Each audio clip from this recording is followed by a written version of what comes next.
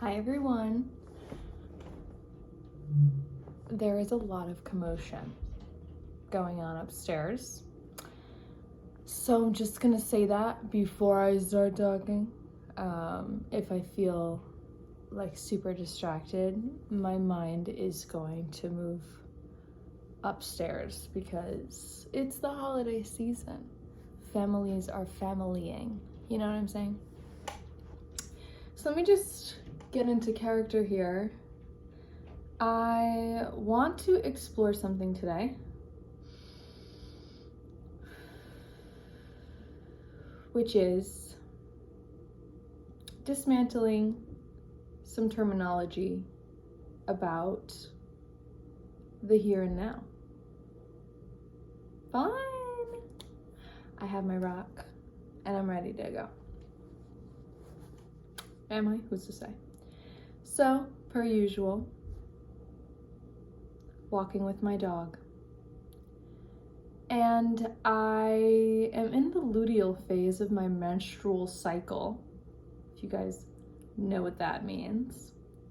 So things can feel heavy, the body can feel heavy because it's shedding, literally, or about to shed the old. So there's kind of like a release, a buildup of tension, of pressure, of pain, and then a shedding that occurs.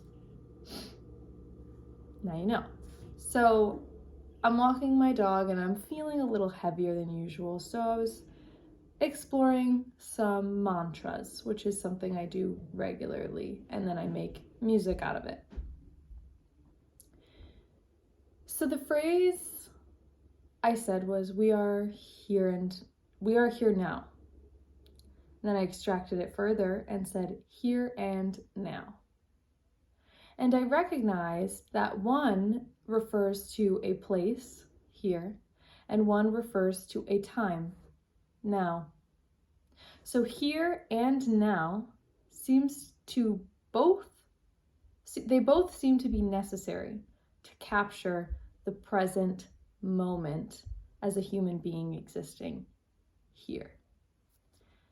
And so I said to myself, I actually started a Facebook group because I have been loving the Facebook group community. And maybe that reveals my age a little bit because I feel like a lot of older people use Facebook groups and a lot of younger people use Reddit.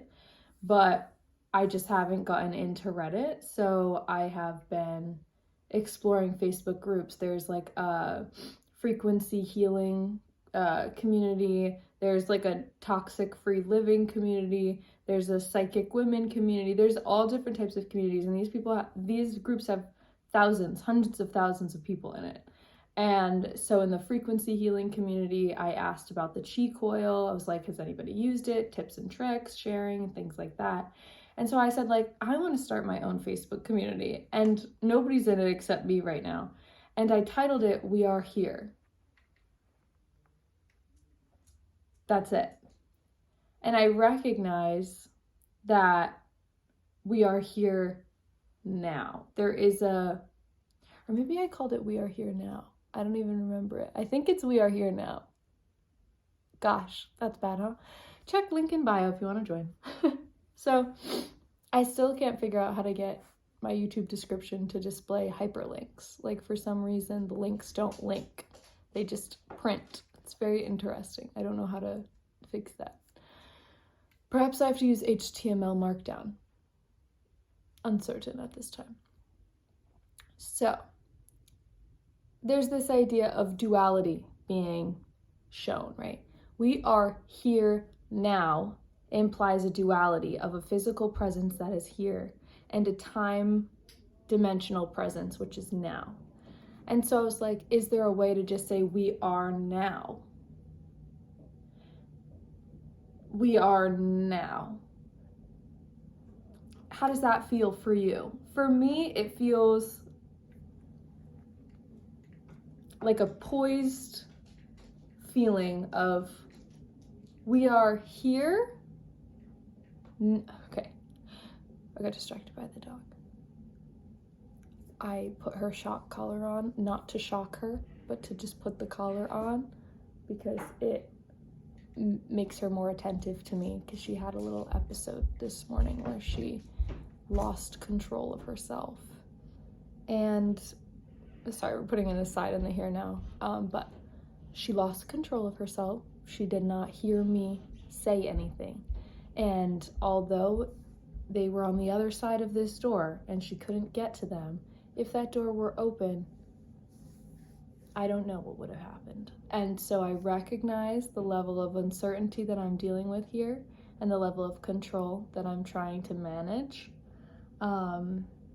So it works so well though. Like, I just have the remote in my hand and she knows to look at me and she knows to focus on the here and now, which is the point.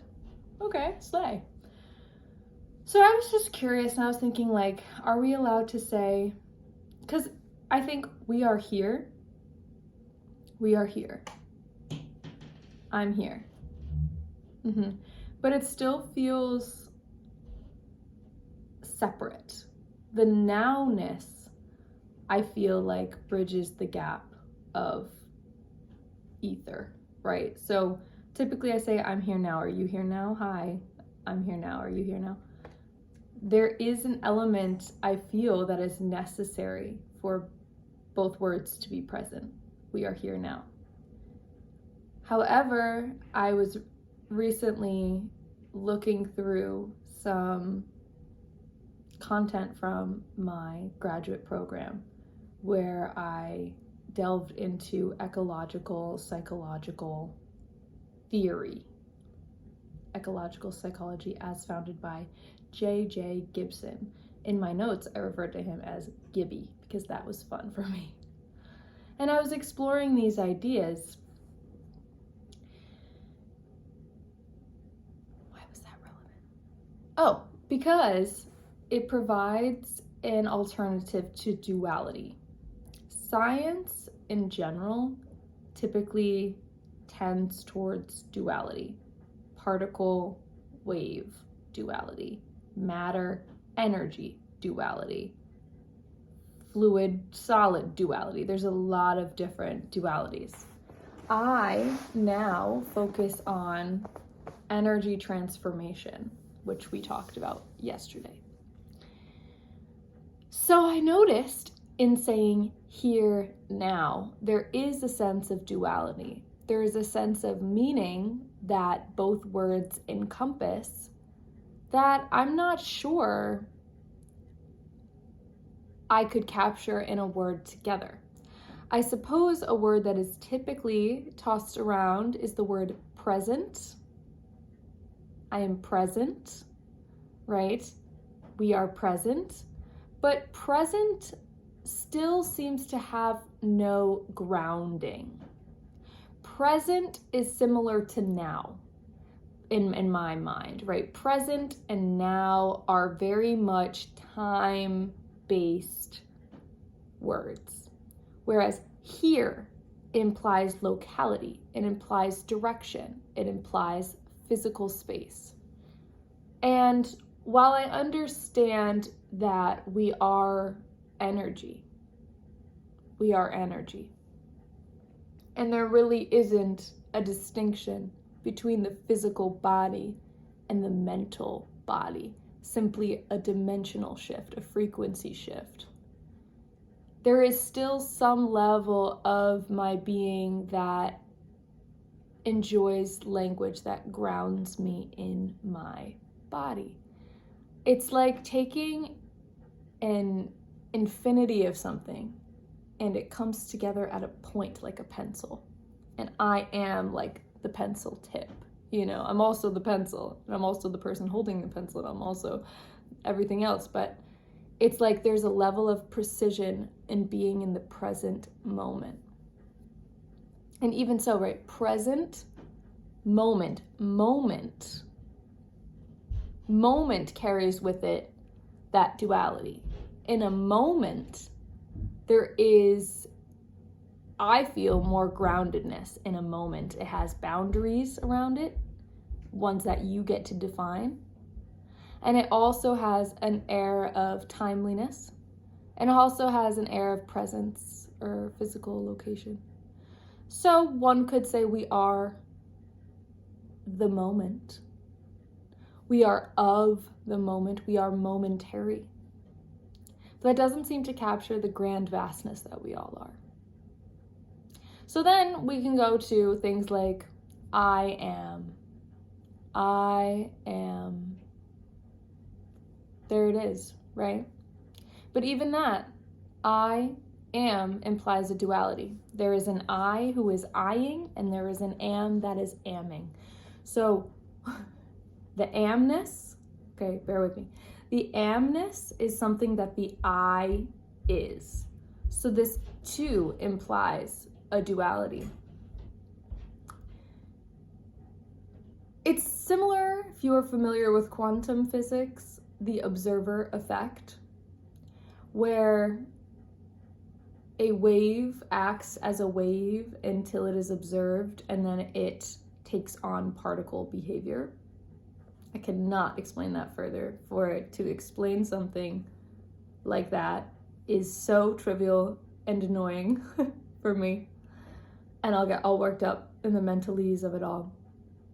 But to me, the observer effect says when you focus on something, when you are acknowledging the presence of something, there is an innate, inherent, I should say, distinguishment, is that a word, between you that is doing the observing and the observed, right?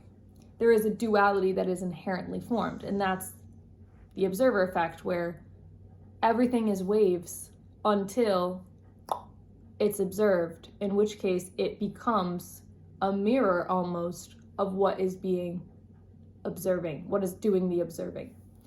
So in the statement, I am, which I'm saying like that because there's a great meditation by Danielle Lynn that is a grounding meditation that I did. And she says that I am, and there's a very grounding presence to that. It reminds you that you both are I and you are I and you are am, right? There is a beingness to that. You can't say I be. Well, I'm a be. Wait, baby, what? You could say I'm a be. You could say I'm being. I am being, but that adds another layer to I am. So I am, to me, captures beingness. Collectively, we are. It is like, it reminds me of the Ariana Grande interview on Las Culturistas, where they were talking about the banter they had on set. And I forget the guy's name, I'm so sorry. But the funny guy from Wicked, that's like Ariana's friend in Wicked. I don't know if it really matters the identity so much of the person, but the energy behind the message was this. She was like, we were bantering, and they had a conversation, and she said, I'm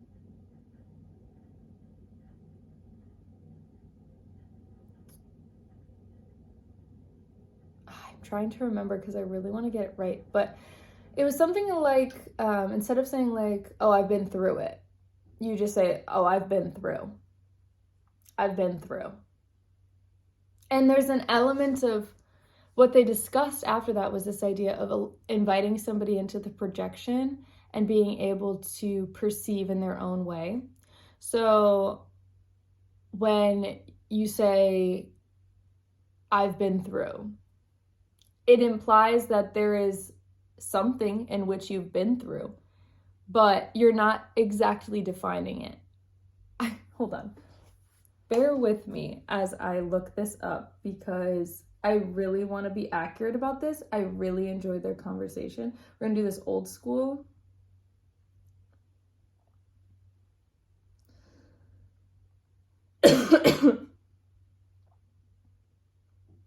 I've been through. That's what it was.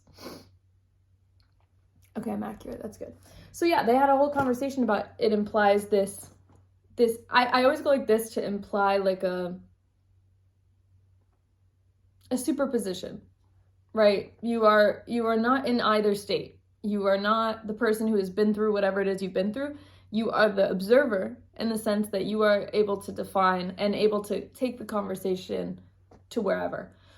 So that's an interesting thing because I've been really focused on my beingness, and to put an adjective in front of beingness, I would say my human beingness. And I watched a video earlier today which talked about how it was a really good video about, I'll show you the source right now because I'm not going to be able to link it below. Brat and the Culture of Addiction by, let me turn it off volume. Brat and the Culture of Addiction by Alexander Avila. It was incredible. So well done. But what he talks about is the pharmacographic era. Okay. And the idea is we are losing our sense of human beingness, and we are not autonomous individuals with selves anymore. Instead, we are seen more as a group, as a collective, like the human experiment, right? And we are being, and I've talked about this in my capitalism video and all that, but we are being experimented on at mass scale to provide resources to a few. And so when we are, and I also had an experience today that I posted on my TikTok talking about how it is really important to me to address human beings and provide them and myself with a sense of agency and a sense of choice making and a sense of free will. I was addressed today, me and my coworkers were addressed regularly, right? We are addressed regularly by our superior as contracts inbox, pre-award inbox.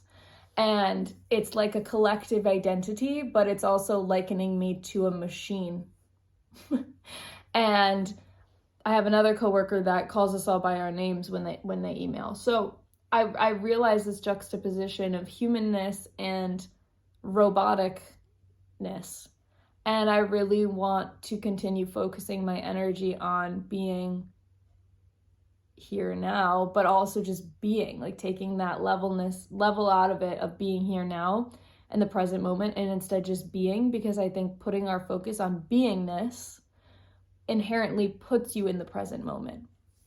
Because what are some things that inherently, I keep saying inherently, but like what are things that capture beingness? It's not about, that's the thing, it's not about capturing beingness, it's about being. And I was writing in my journal the other day, and I started a sentence with, I really want to focus on being, and I couldn't even finish the sentence because I realized that was enough. I want to focus on being. And then I watched another video today by this random kid who's just sitting outside smoking a cigarette, and he has like 116,000 views on this video. Ads. It literally, the video is titled Just Exist, Bro, by Ryan Robinson. This is this kid, right? He's just chilling. And he was like, literally just exist, bro. And he said, some people focus on doing, and he's like, I'm focusing on just being. And another great example that he talked about was, he said, time works, you can think of time, which is really helpful, as a circle. And you're just like going around, right? Because that's what the earth is doing, it's what the sun is doing, it's what all the planets are doing. We're all going in a circle. So you can think about it. What goes around, goes around, goes around, goes around, back around, yeah. Okay. So he says, he's like, if you miss an opportunity, trust that it will come back around to you in a different way, in a different form, but it will make itself known. And similar to like releasing old patterns and things like that, it's like, you have the opportunity in any given moment to act in a certain way.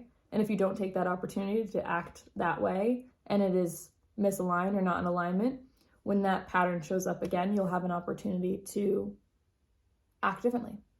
And I really liked that, like thinking of your life as like a tornado type shape. Yeah. So I feel as though there is no escaping the duality other than realizing that the duality is a singularity. Singularity is another quantum physics term. And I couldn't define it for you. But what I mean right now by singularity is even though I am can be perceived as a duality in the way that I described, it is the connectedness, the entanglement of those two terms that allow it to be a singularity. But it's the observer effect in action by seeing it and feeling separate. I believe from what I've read, heard, seen, humans' perception, a human being's perception, is what forms the duality. Whereas other dimensionalities, other frequencies feel more encompassing, like otherworldly beings, if you will. And then, of course, there's the fun concept of time and the collapse of time. We all know I'm a strong proponent, and if you don't, I'm a strong proponent of nonlinear time. Hi, I'm Lana, and I'm a strong proponent of nonlinear time. And time is very subjective, right? So by focusing on our beingness, if our culture, if the way we spoke, if the way we acted, if the way we were was reflected by beingness rather than productivity or deadlines or money or all of these other things, and rather than looking in the mirror and seeing lack and ways to fit into these external representations, we can allow ourselves to just be. I had a reflection. Girl, this hair has just been here this whole time. It's just like, yee. My hair is the subject of all videos all the time. I had this video that I recorded where I discussed mirrors, like physical mirrors, like glass mirrors, like in the bathroom. And I asked myself why they were invented. Like, why are, like, obviously glass exists, but mirrors are for a purpose. It's to see yourself. And I'd be really interested to learn the history of the invention of mirrors, because I imagine that the person who conceptualized of the idea of seeing their own reflection, like, were they scared? Like, we've had water, right? You look in water and you see your reflection. So perhaps this dates far before mirrors. But, and I'm sure there was, it seems like there's like commodification to it, right? Like if you wanted to see what you look like back in the day, you could go and look in the pristine lake in the sun hitting it and see your reflection perfectly. And perhaps people had done that.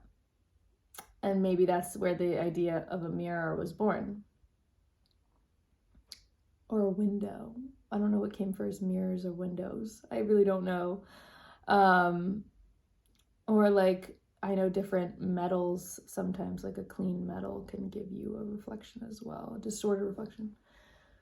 So mirrors, in a sense, give us the most accurate depiction of what we look like,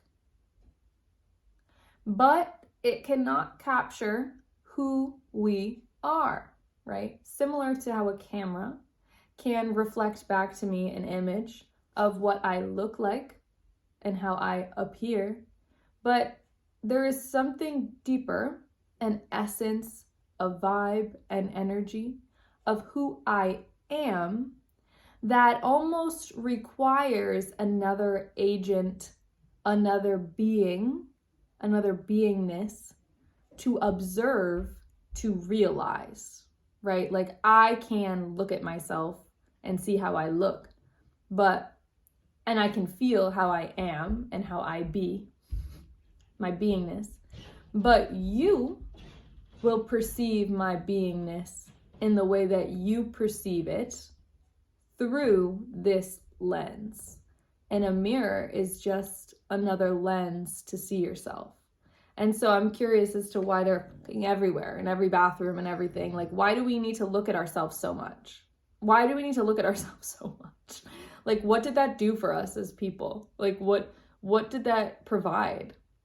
And I say I went down that way because, you know, I think about how much of our energy, how much of our beingness is focused on trivial externalizations of representations of what we want to look like. Like I have an internal representation of what it means to be the most beautiful version of myself, and then I try to emulate that. But we can actually take all the guesswork out and reduce the duality by removing the mental representation as a point of focus. I'm not saying that mental representations don't exist, and I'm not saying that mental representations aren't serving some purpose for somebody somewhere, but I am making a conscious, focused intention on, do those words even make sense strung together?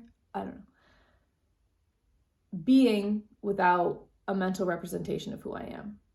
Like walking into a room and not wondering and thinking about how I look, not wondering and thinking about how I'm being perceived, but instead just being and allowing myself to be perceived and trusting that in alignment with the observer effect, it will be fundamentally different than who I am, because somebody external from me, who is also me in the singularity idea, represents the duality of the singularity.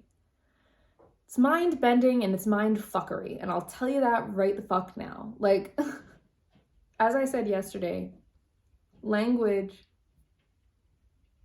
cannot possibly capture the energetic field of the meaning here, which is why words accompany feelings, words accompany resonance, words accompany energy in a way that, yes, I'm saying words, but they're resonating with you. I hope. I have faith. If you made it this far into the video, I believe that you are resonant with what I am saying in some way, shape, or form. And I find words fun. I love words. Words are an art form. Words are a craft. And there is somewhat of a science behind language. Like, for example, a lot of people who are really interested in language or identify as wordsmiths or love stringing words together, they work in copywriting or poetry or book writing, right? The very typical linguistic forms of expression. I love words because I want them to truly capture my meaning. And this is a bridge to me between science and the arts, so to speak, because language touches all creation in the human form. Now that language is the predominant form of communication, language and visual information primarily, I'm making that up, but seems real. Language touches all things, so for me, it's a strong bridge between meaning and art and science, because although I have a background in quantum mechanics, although I have a background in philosophy and a background in psychology and a background in cognitive science and a background in anthropology and linguistics, I also have a passion and a love for art and creativity and expression and beingness that simply cannot be categorized in these rigid boxes. And as I bridge the gap between this rigidity and this hardness, I'm seeing this duality, and I'm seeing the language as the observer. And so it is fascinating to string words together. It's absolutely fascinating to string words together and make meaning from that. And the fact that like more people aren't like, what? How are we able to do this? Is insane. Like, as somebody who is trained in opera, like, I understand the phonetics, I understand the morphemes of it all. I know the diction, the energetic transformation of the vocal cords as a muscle, the tympanic membrane of the, cochlea, all of these energy exchanges occurring simply so that way we can mean things and we can be meaning, moving, meaning in motion, so to speak, right? It's meaning in motion. Language is meaning in motion, and the motion is the movement, right? Motion is the movement of the muscle groups in an intentional way. You are acting in an intentional way. I'm speaking in an intentional way. That's what I mean when I say like speaking intentionally. It's not I'm thinking about the best word. I'm not thinking about it at all. I'm organizing my apparatus to intentionally communicate meaning that I want to communicate. I'm not sitting here thinking about the best thing to say. Sometimes I hear a word and I'm like, is that the best word? And I'll revise. But it's a flow state. And so language for me, speaking, spoken language, and singing as well, creates a flow state. But because creating music to me has a lot more weight than just freely speaking is my art form. Freely speaking. And I love that. And I believe in today's day and age, whatever that means, in the here and now, in the present moment, freely speaking, not so much speaking freely, but freely speaking. There's something different there. Speaking freely means saying whatever's on your mind, being okay with saying whatever, having an open space. But freely speaking, there's a freedom that moves through you in the act of speaking. Perhaps they're similar, but to me they feel different. So freely speaking is my art form, and I am really grateful that you joined me today as I freely spoke about these things. I'm going to have to sit and figure out what to call this.